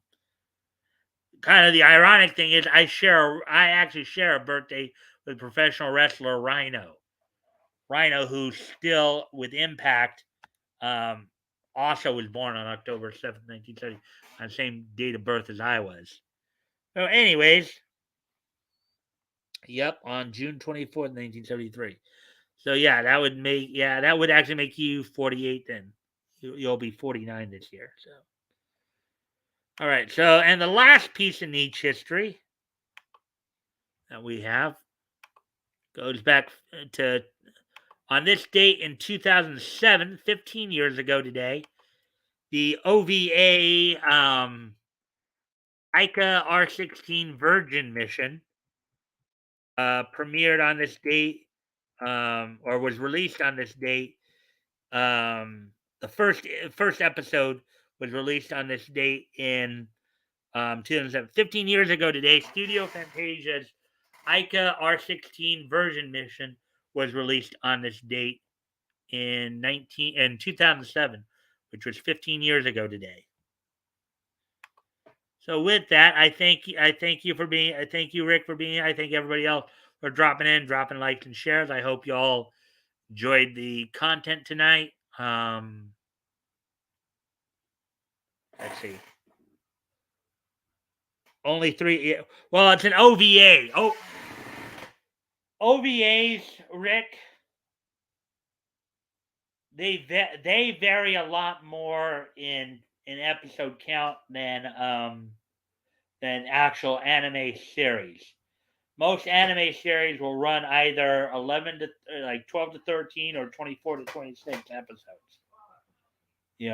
There's some that have gone longer, but OVAs, there are some that there have been some OVAs that have only been one episode, like one 45-minute episode. There have been some OVAs like that. That OVA series is 3, so yes, OVAs run. They don't always run like per se a half hour either. They run varying times as well. So, anyways, I thank you for being here. Wow. Yeah. So, anyways, don't forget, of course, this Friday, Batgoat will be with me. We'll be doing our weekly look at looking back on comics history. This week we'll be finishing up our coverage of December 1938 by looking at comics that went on to say, "Hey, toys, yeah, you just night peeps. Hey, toys, you got in kind of late, didn't you? Hopefully you did catch some of it at least. But anyways, yeah,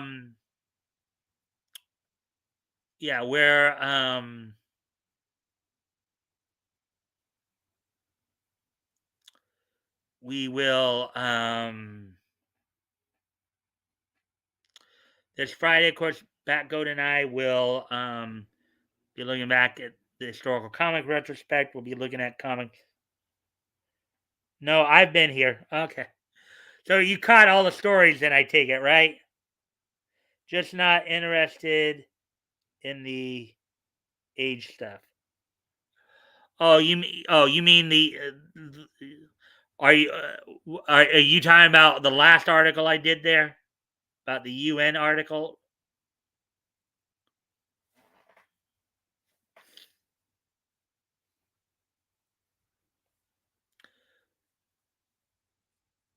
Were you here earlier for some of the other articles I read? Anyway, night everyone. All right. Well, let me just finish up and then we'll close it out. So this Friday, of course, we're doing the historical comic retrospect. To talk about legal ages. Been lurking. Okay. Well, yeah. Well, I had to kind of point that out because different cultures, like it again, it's one of those things of the legality of the situation versus the morality of it. You know, it's news. It's something. But anyways, so with that, and also don't forget this Saturday I'll be on RJ's stream. I'll be on Critical Blast for a full hour this Saturday, 8 Eastern, 7 Central, 5 Pacific. Be promoting the channel, promoting what we do here.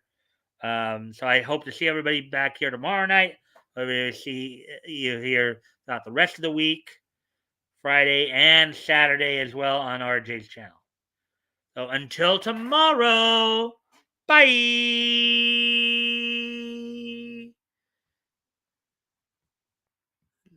Bye.